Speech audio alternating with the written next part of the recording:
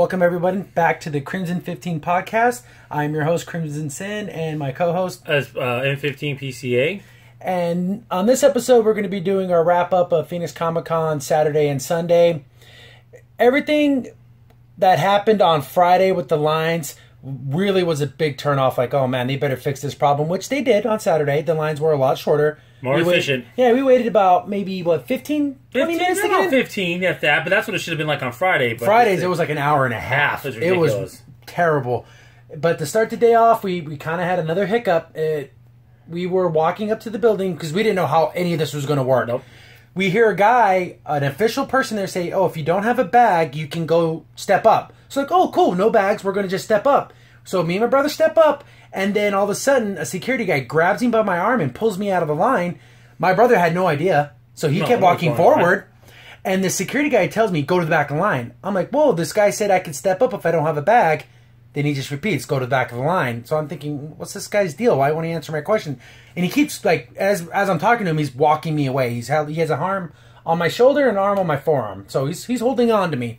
Then I'm like, whoa, that other line, there's people getting in that line. I'm going, that's the line I'm supposed to be in. Because the guy told me to step up. And his exact words were, I'm not dealing with them, I'm only dealing with you. That whole statement just flipped my mind. I'm like, what the heck is this guy talking about? So I don't want to cause a ruckus. I go back to the line. It's about a 20-minute line, but my brother Paul has no idea that any of this happened. Oh, yeah, it was crazy because I was ahead of him, and all my brother asked is, oh, hey, by the way, my brother's right there, and he didn't want to hear any of it. So it's like, okay, yeah, that was he wasn't weird. going to answer a question. He had a little bit of an irritation in his voice. So I said, you know what, everything that went down on Thursday at this con, I'm not going to start a ruckus. I'm not going to complain to this guy. So I go back to the end of the line, and then the thing that really irritated me was when the line came back around, this is what's supposed to happen. So when we heard that whole thing about stepping up without a bag, what they meant to say was you have to wait in this big giant line. Then when you get about 20 feet from the door, if you don't have a bag, you can go into the second line. It didn't really make that much of a difference. Yeah, it didn't make that big of a difference. It'd be like waiting in a giant line at a grocery store, then one customer back, oh yeah, if you have 5 items or less, you can go to this line. Well, at that point, at that point, you already waited 20 minutes. Yeah. But I see him explaining that in a nice, calm voice to these other two people, and I'm like, why couldn't he explain that to me instead of just yelling at me the whole time? And grabbing you, yeah. Yeah, and grabbing onto me. I'm like, well, what a jerk. But I chalked it up to him being overly trying to do his job because it's such a terrible job they did on Thursday. So I guess he was just trying to be overly aggressive with me. Yeah. I'm 6'4". I'm a big dude, so maybe he thought he had to be aggressive. But whatever. That was just the only minor That blemish. was the only bad part from on Saturday. The rest was really good. So, just like before, we had good panel after good panel after good panel, and we started out with a kind of a short film festival. Basically, yeah, for teens, basically, it was a really good film festival where they showed all these shorts that were really good. Some were introspective. They had very interesting points of meaning with them. And I thought the first one they showed was really good. The very first one was the sheep. Dear Death. Dear Death. Yes, well, had involving sheep, basically, where the sheep was wondering, oh, I don't know, I'm going to die some days. What's the point of any of this? And then he meets a little girl who's kind of like the representation of death in this short film. And basically, he says, we're all going to die in the end, so why worry about it? Yeah, why do something that's going to make you unhappy? Might as well be happy. Happy. So his boss says, if you don't get back to work, because he leaves work in the middle of this, you're going to lose your job. Says, you know what? I don't care. Yeah, you'll be a writer. Happy. I'll be a writer. I'm going to be happy. That's what made it what brought him joy, was being a writer. Exactly. And I'll look up all these films and see if they have online versions of these so you guys can check them all out because they're all pretty good. They're all pretty good. They all had good stories. Vastly different art styles. Oh, yeah, cool. Very, very different. This first one could have been on not Adult Swim, a Cartoon Network if they would have cut out some of the cussing. Yeah, there was a couple of cuss words, but you just take those out, then it's perfectly PG. Yeah, it's perfectly fine. And then they had the second one that was kind of like a riff like a guy would do if he met his wife for the first time. But it had like the Sam Strip background colors that were really amazing. Yeah, like it was very, I won't say it wasn't graffiti or geometric. It was a poem, that's basically, yeah. It was super short. It was like a minute long. But it was really good. It was cool. It had a good voice acting. Kind of like that old like detective noir kind of. Yeah, exactly. It was cool. It was really good.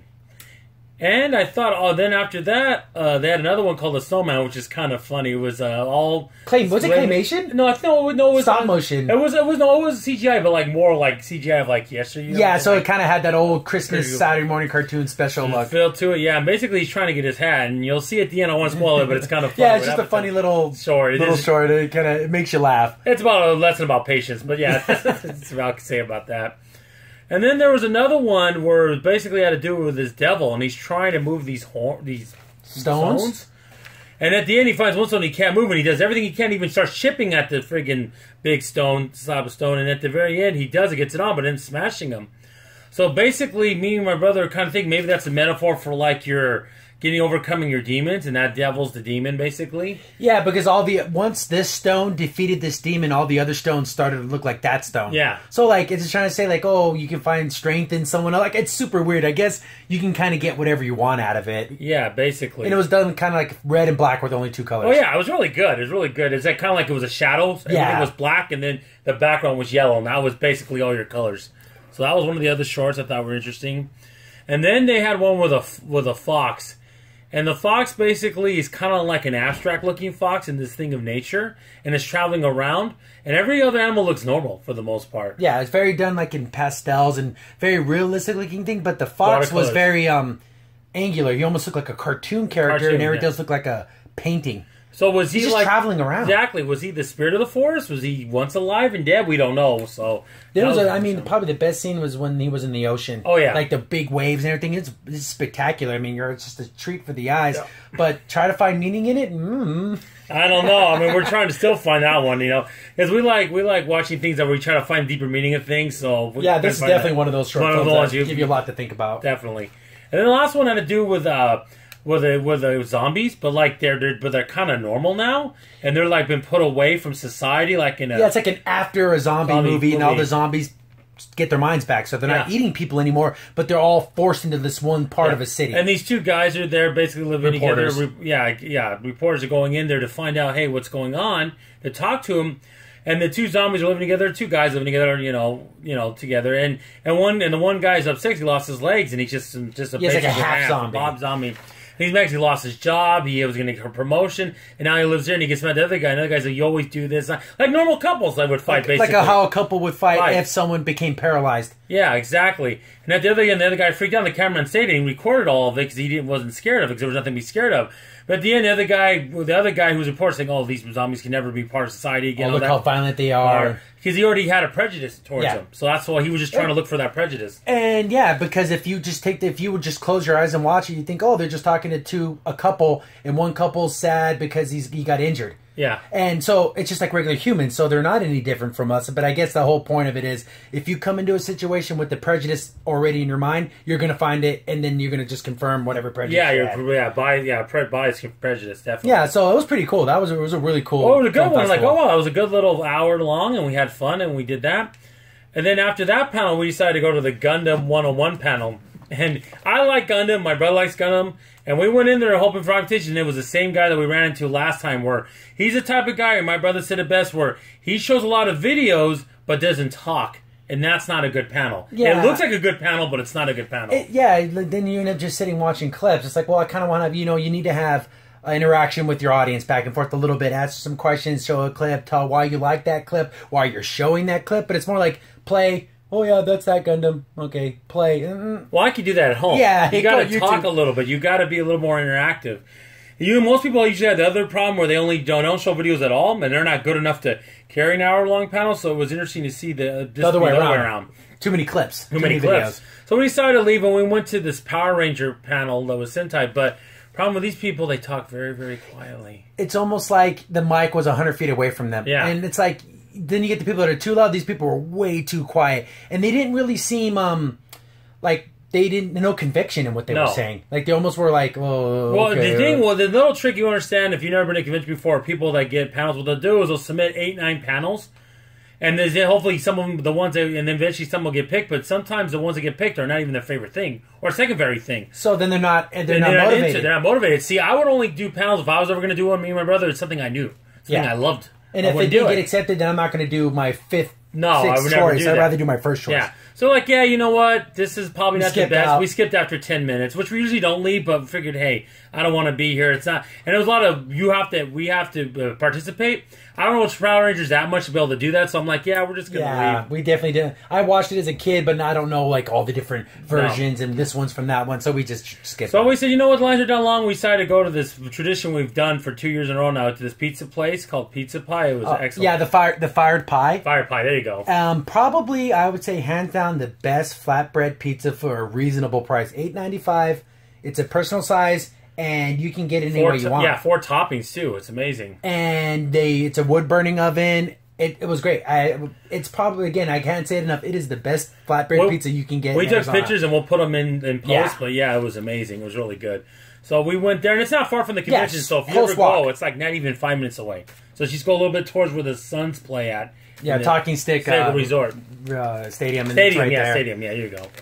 So that was pretty good. So after we were done that, we decided to go back into the convention center again, and then we decided to go because we had a little bit of time to the vendor hall. And after that, we finally got to trying to find things in the vendor hall because we were trying to get gifts for people, and like every size shirt was not there.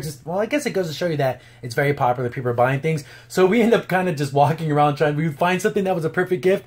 They don't have the right size. Yeah. Or they're completely sold out. It's like, jeez. And one thing I will say about the vendor, we haven't mentioned this before, it is so huge you will get lost. Sometimes you think, if it's not in a corner or Pacific area, you're not going to find it again. Yeah, unless you write it down, because they do have like, but again, you're doing so many things at the con, you're not thinking about where exactly you get so disoriented in that vendor hall. It's huge.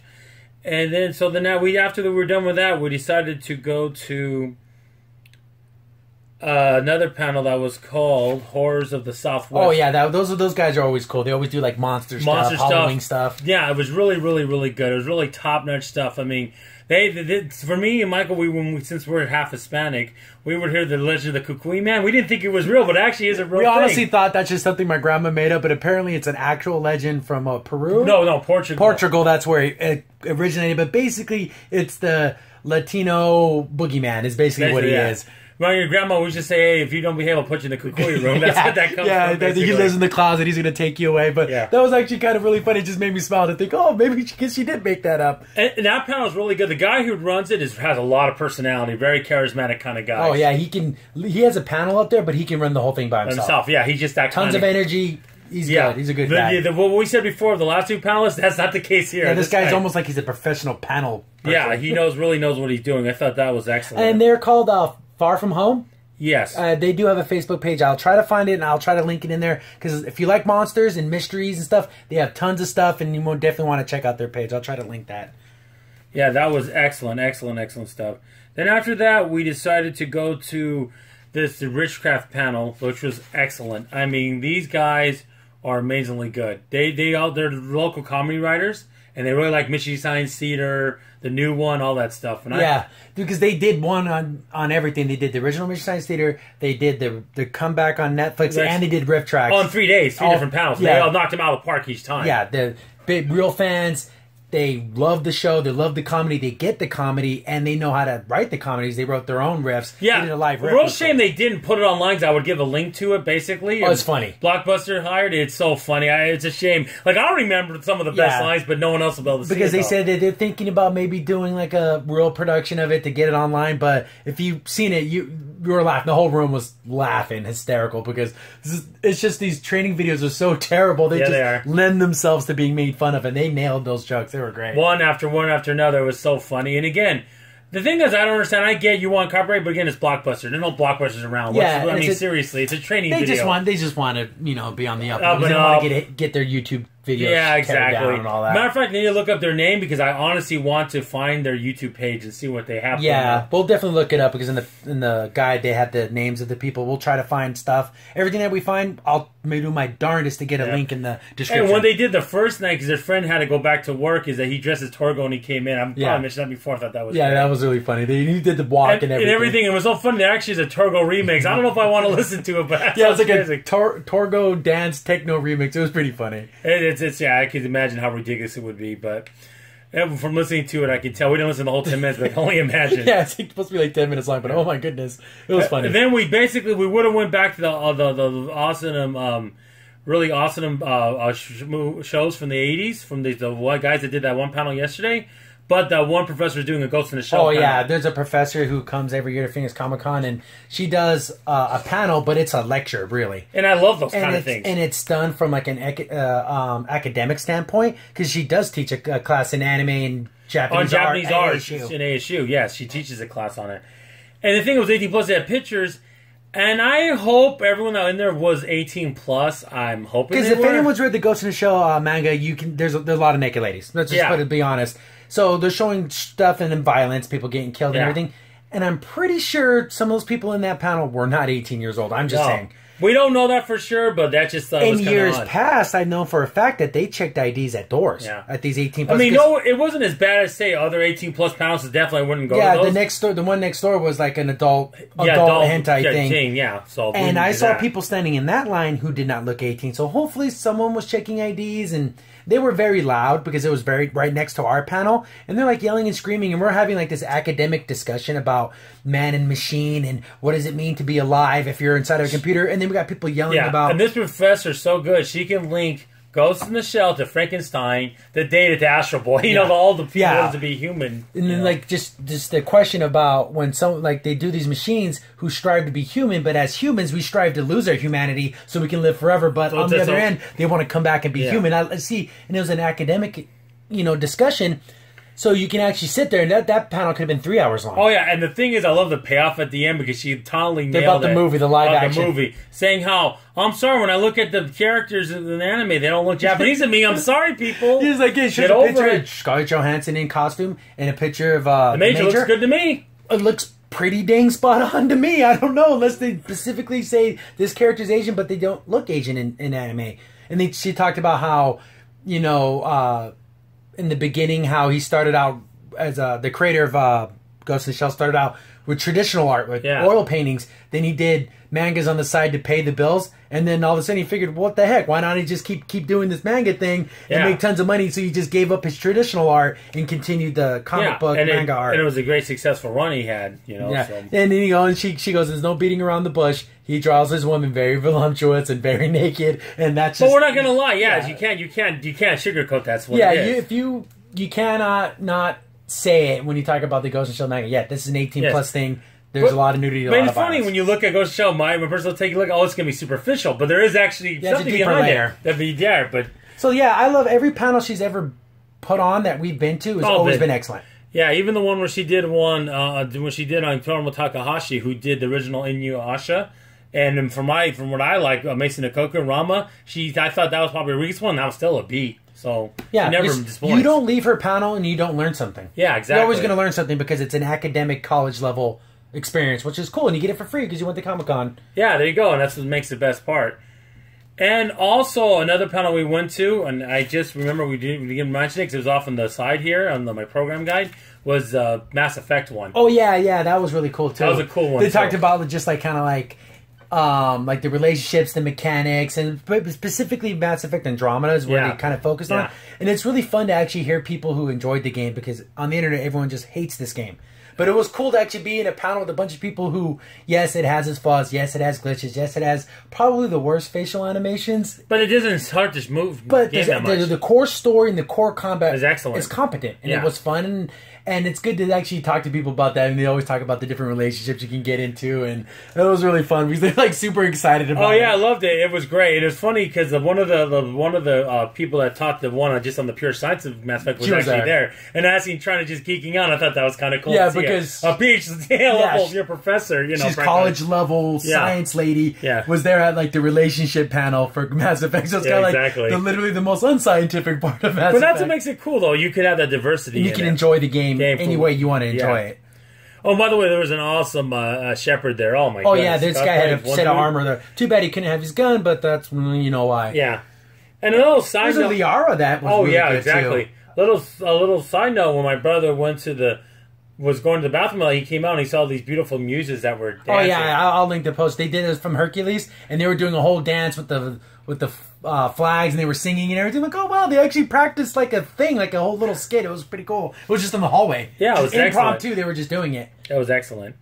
Yes, and it was fun. I didn't get to see it, and it was funny because I'm part of the official closed blue Ribbon Army, they call ourselves. I don't know if I mentioned it before in a previous podcast. But yeah, I post pictures, and I got the pictures from my brother, and I upload, and they thanked me. So yeah, that's cool. Especially if you take pictures of these really good cosplays like that, and if you get the person's name or whatever, you should always let them, hey, by the way, link to their Twitter. Yeah, exactly. Always try to go out and do all that. So basically, that was pretty much our Saturday. Yeah, and I couldn't go to Sunday. I had I had family stuff I had to do, so.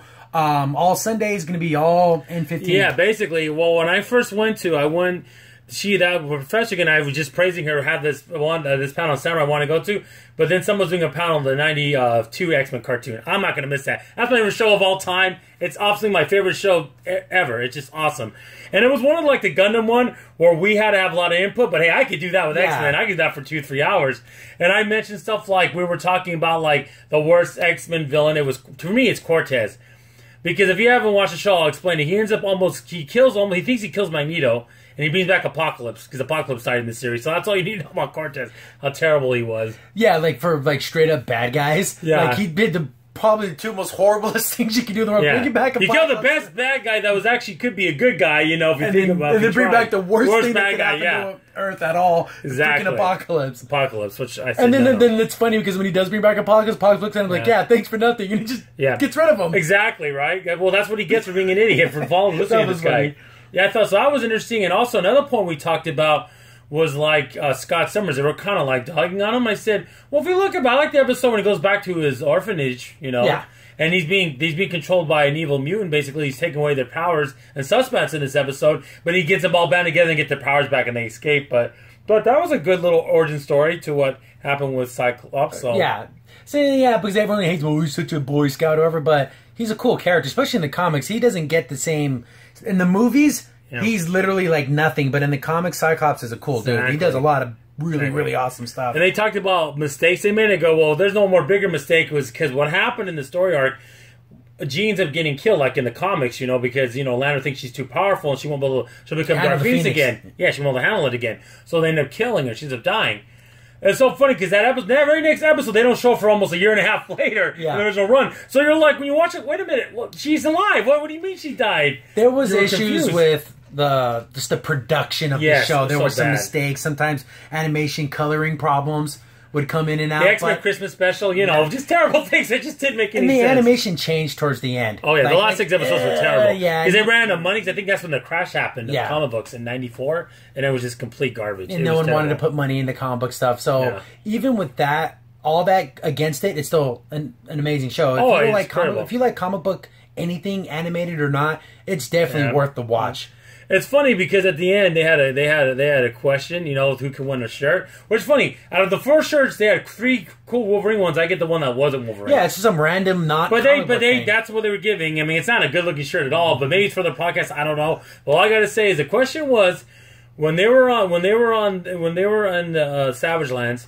When they were suppressing all the mutants' power, what mutant still had his power? I said I wasn't sure technically, but it could be Wolverine, and they gave it to me because his claws aren't but that's not. But he lost his healing ability, so he did lose his mutant power. So technically, we're wrong. But I wasn't going to fight him because I wanted to shirt out of it. Yeah, exactly. Because people like to think he's Wolverine. That's not the case. His healing factor is his mutant X Factor gene, and not his claws. That's just something that. But again, he did lose his mutant powers. Yeah. We're like, whatever. I'm not going to argue with it. I won the shirt. Then after that, I went to this other panel. Voltron, and I thought it was going to be a history on Voltron, kind of like those kind of panels I like, would learn the history of the franchise you love. No, it turned out to be, let's see, we're just going to pretend to be the characters. Okay, I left. I didn't want to stay for that. I have never been to a panel where that has ever been funny, entertaining, or anything worth sitting down for. I'd rather have interesting observations like how the Mystery Science People fan panel could do. Not that. That's stupid. That's not funny. I know you're dying for ideas, but pretending to be the characters and then you're answering questions that you think the character would answer them. I'm listening to the point I want to get to. Let me grab the microphone. We're going to talk about the history of Gold Line. We're going to talk about the history of Voltron. All 3 different series. We're going to talk about the new series. That's what I would have done. I would have talked about all that and the differences. But whatever. It wasn't my panel, so I left. So at that point, the rest of the day, I just went around the dealer room to try to see what I wanted to get and buy you know. And also, I also decided to go. I'm gonna go to all the free stuff. Might as well add all. Oh this yeah, time. Got away from the Geico. pigment. I went to the Geico man. I have a chance to win $500. I don't think I'm gonna win, but hey, give it a shot. They give me an email if I do. And I saw that Dunkirk trailer. Yeah. And it was in a 4D trailer, which it was in a 4D thing, so Like it was a kind of van like truck. van. Yeah, it was cool. And you could feel the wind, so that's what it feels like in a 4D theater. Like, oh, that's pretty cool. Well, I guess at the end, he was in a World War II plane, and the propeller died. Like, I would be like, oh my goodness. Yeah, that's like literally the worst Worst because thing. then you have to wait. It's not like Yeah. getting shot where, okay, you died or whatever, but no, you're floating in the air thinking, oh my god, what am I going to do? I'm going to crash behind enemy lines. They're going to capture me. I'm going to die. So that's a cool, I think it's going to be a pretty cool movie, but World War II epics, they're always kind of, you know. Yeah, I mean, like it's hard to miss that. I mean, it's such a great, rich material. So I went to that, and at that point, it was getting kind of late, so I decided to hang out the Hyatt for a while, and I ended up sitting there. So I was walking so much. The most day I did the walking was that day. I went. They had Prince Mononoke running. Yeah, so they're showing all the Ghibli films. Ghibli films. So I was watching the last hour of that. And after that, I started to walk, and then I got to the point where I was going to get picked up, and my brother came and picked me up, and I went home. So to wrap everything up for Phoenix Comic Con, you know, everything that happened on Thursday with the crazy guy, the weapons being taken away, all the lines, that really put a big hamper. But overall, the actual panels, the content of the actual con was excellent. Excellent, yes. The vendor hall was excellent. Yes. The weather was pretty nice, considering, you know, some people might think 100 degrees is bad. No, but it was 120 last year. In Phoenix, 100 is like freaking winter compared to compared how bad to it was last year. It was terrible. And I would say, just because everything that happened with the lines and the things that happened to me personally, I'd give it if I had to give it a number grade, a 7 out of 10. It was good. I say C plus because I got to go all 4 days. But yeah, I can see where you give it a C minus. I really I can. definitely would give it a C minus if I had to like write it a grade. But you can even see, I guess, even San Diego Comic Con is going to be changing security measures. They're actually going to have like police snipers on the roofs. Yeah, basically, yes. So yeah, they're taking this security super seriously because everything that happened here at Phoenix. So this is going to have ripple effects across all cons. Yep. Hopefully we get back together and they say, you know what, guys, banning everything was a bad idea.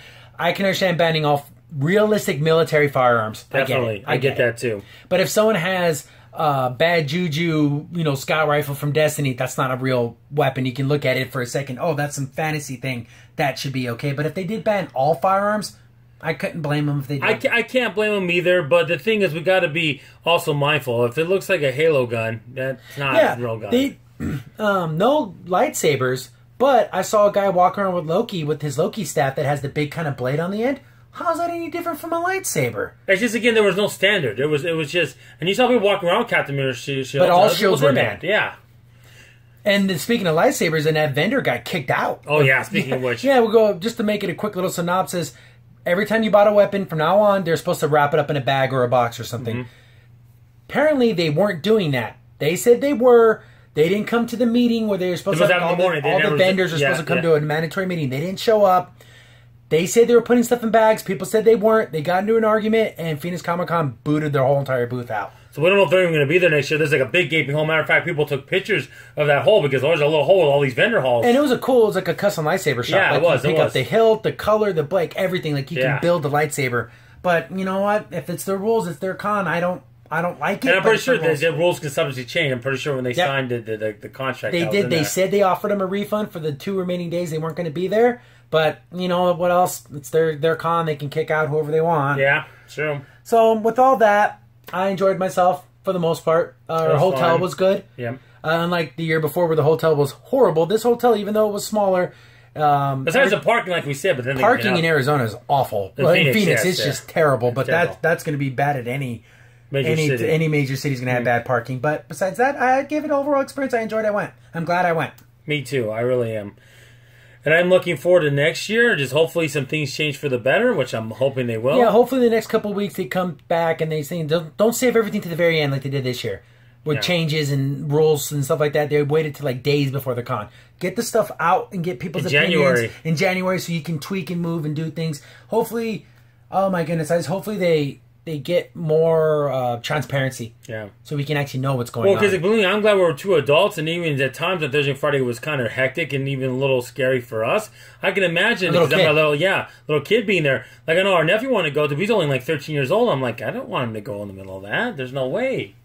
Can imagine. But yeah, Yeah, well, that, and also another thing, I went to the color room. I thought that was fun. Oh, yeah, they always like a little kid room. Color They have one with rooms, Legos and coloring and stuff. And another thing, we were looking for this thing called Corporate Arcade, which is a local barcade, and my guess, we couldn't find it. And then I finally found it on the last day, and they even have pictures of it. It's crazy. Like, I found it. They were in a very hideaway To the Hell Hero area in the very corner. Well, how am I supposed to get to that? So that's going to wrap up the Phoenix Comic-Con Crimson 15 podcast special. Yep. So thanks for watching. I'm your host, Crimson Sin. And I'm M15, PCA. Thanks for watching. Yeah, see you later. Bye.